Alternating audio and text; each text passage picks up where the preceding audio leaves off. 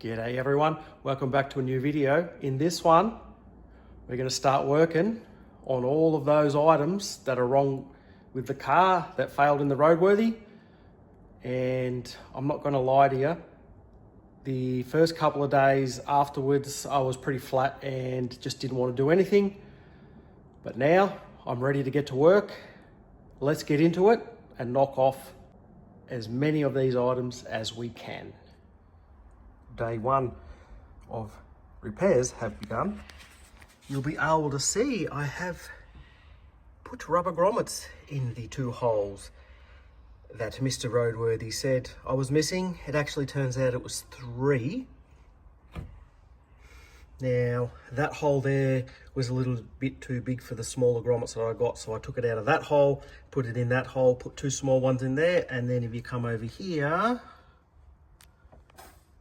right there was hole number 3. So that's one thing ticked off the list. Item number 2 ticked off the list. Sorry, it's still wet paint in here and it's very strong. I've wire brushed back those welds and put a bit of black paint over the top. That was an easy one as well. So item number 2 completed.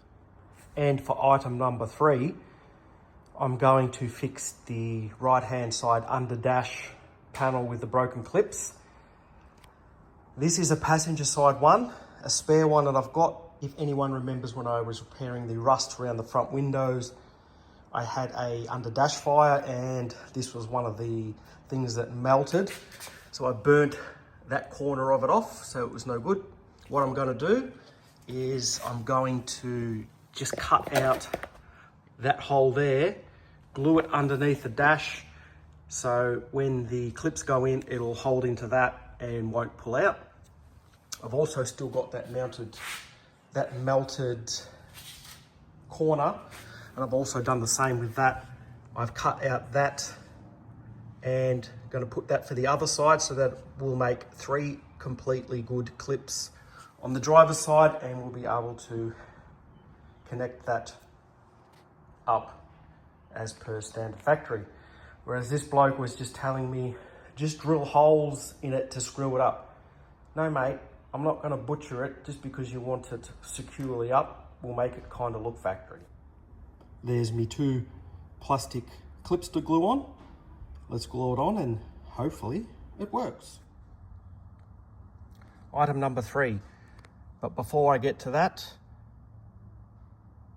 this guy has put his big clodhoppers in here and left dirt stains all over me brand new carpet and mats and left things as a mess. Yeah, thanks for that, mate. So the clip here and the clip here under the dash here was broken. So I've glued a bit of plastic under there and under there. I'm gonna let that dry and we'll see whether that will be fixed or not. Okay, item number 3 is now done. As you can see, I have 2 grey clips, which I just need to paint black. And the 3rd clip, I kind of made the hole too small after I glued that piece in, but I've got one of those Christmas tree plug things in there, and now that's holding tight. And that is now very secure. Here is my radiator and fan shroud that he said is not connected. What I originally had was that the fan shroud is secured at the bottom, but the top holes did not line up and I just had them cable tied in. So what I've done now is I've drilled out a hole here and a hole here, and it is secure. And now, and to go above and beyond, I'm going to cut off the cable ties. And I'm also going to make new holes here and secure it with 4 screws. And then, because I found this filler piece here, I'm even going to put that on, that nobody can pick on that there's a gap in front of the radiator. And therefore, for whatever reason, let's eliminate everything while we can. I'm going to cut those cable ties off, re-drill holes, screw those in, and then I've got to clean. I've got that panel, it's just right over here. That's this very dirty piece here. So that goes on, it clips just through those holes. It lines up with the holes on the car. I'll get that on. That'll be another item ticked off. There you have it. Fan shroud now has 1, 2, 3, 4 screws holding it in with nuts on the back. Plus, I've got this filler panel in front of the radiator, so there's no gap in between here, between the radiator and the core support or whatever it's called, so nobody can get their hand stuck in there. I'm surprised he never picked that up for a roadworthy item as well, but I'm going above and beyond, and I've got that piece on. I've got the bonnet rod back in place. It all looks nice. Just a nice coat of black paint on the top of the radiator would make that look even more special. But that's now 4 items complete. For item number 5, I've got something very special for you. I'll just open the door here and show you this, that I have a new steering wheel, and it is padded center. Would you look at this? Whoa, look at that. HDT steering wheel with a padded center. That'll fix another roadworthy issue. The only issue being with this one is all those wires, instead of the horn button being in the center in here, it is now on these outside bits here. So I need to sort out how that wiring goes into the horn, because there's a lot of wires and there's a couple of earths there that don't do anything. I don't know what they are. There is a negative and a positive. Hopefully that just works, and those other ones are just extras. I don't know. Let's put it on and see how it goes. If worst comes to worst, that padded center will fit on the old wheel, but I really want to get that wheel on because it's much better. It's slightly bigger. It's a 380, not a 350, and it just feels a hell of a lot better than this thing. So the ultimate goal is to get that wheel on here. Worst case scenario, we can put the padded horn center on there and we'll still be all right. And after just a little bit, I now have the HDT steering wheel on the car.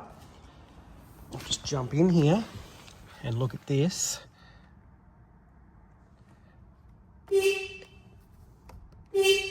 Even the horn works. So what I'll do now is I'll put this one. This can now go on the wall of memorabilia until needed again. But look at this. How nice is that? Nice leather, no twist or anything in the top, no roll. It's all good. All good. Item number 5 is now done. Plus, I've also got out my anti-theft device from back in the 90s. How do you like that, eh? Yeah. Time for the next item on the list. And we're going to adjust the left-hand headlight, which Mr. Roadworthy says he's facing way into the sky. Now I've pulled out my old rusted headlight. And if you don't know how to do this, you adjust by turning these little wheels here. So by screwing inwards direction, that brings the headlight down. And I've done that on the car, and I will show you right now. I've got the headlights on, and you can see the reflections on the door. Now, when I turned the lights on, the left one was up at least one of these rungs on the door. Kind of got it down, probably needs to come down a little bit more, but it's very close to being level. He didn't say anything about the right one being out of adjustment, just the left. So I'll just bring that down a touch more, and that's the headlight adjusted. Just that little bit more done, and I'm going to call that good. Headlights now aiming where they need to be. On to the next thing. Item 6 complete.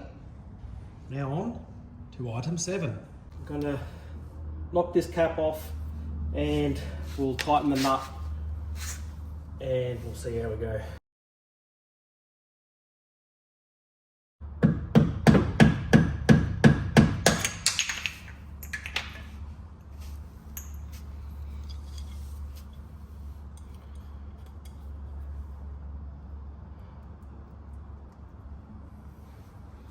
I'm going to need a rag to get through all that grease. It is hand tight, so I will just nip it up and we'll call another thing good.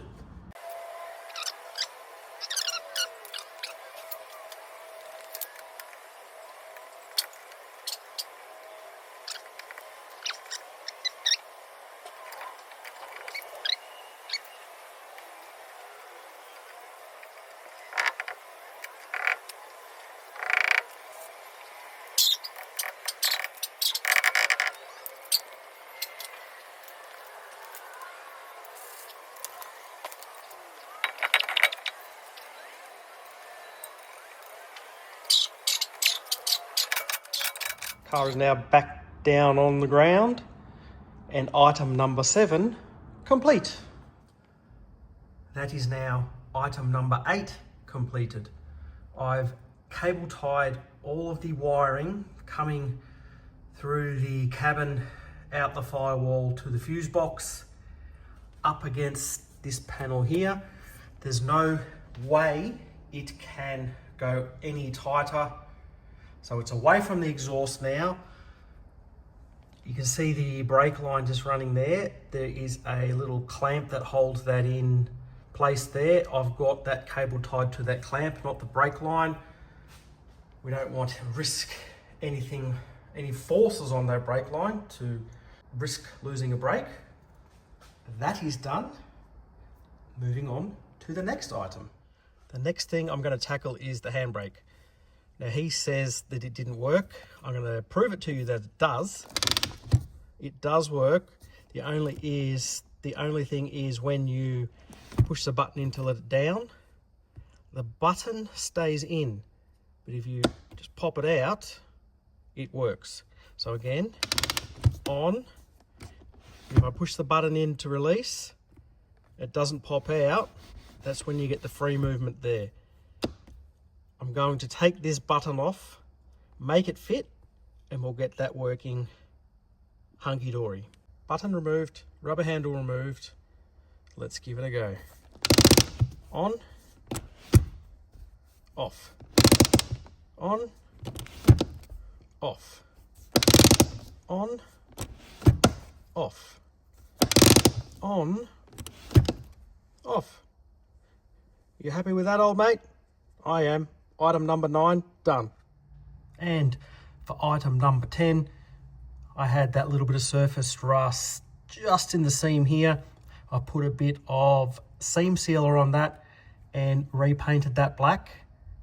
And that is the last item for this video done off the list. All right, what I've done is, instead of showing you the list that gives away the guy's business and his name, I've printed out a list of everything that needs done, and I'm going to cross off the stuff that has been completed. Fan shroud bolts with my trusty blue texture that does not work. I worked that out well, didn't I? Trusty green texture, fan shroud bolts, done. What else have I done?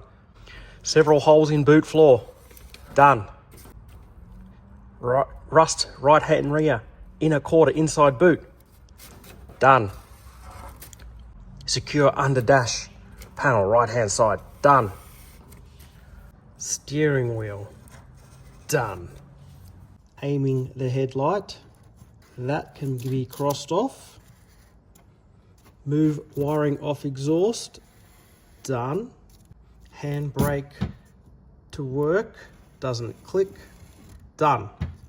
Rust in beaver panel, done. And the last one was adjust right hand front wheel bearing. That is the first 10 items crossed off. Well, that's going to wrap it up for this video. I think 10 items off the list is a good start. Yes, they're probably the easiest things that you could probably do, but they're done. The next one will probably be slightly harder, but we'll see how we go and we'll just tick them off as I've been doing now. Probably the biggest one I've done on that was that steering wheel, and it looks magnificent, if I do say so myself. Anyways, 10 down, 28 to go. See you on the next one, guys. Thanks for watching. Ciao, ciao.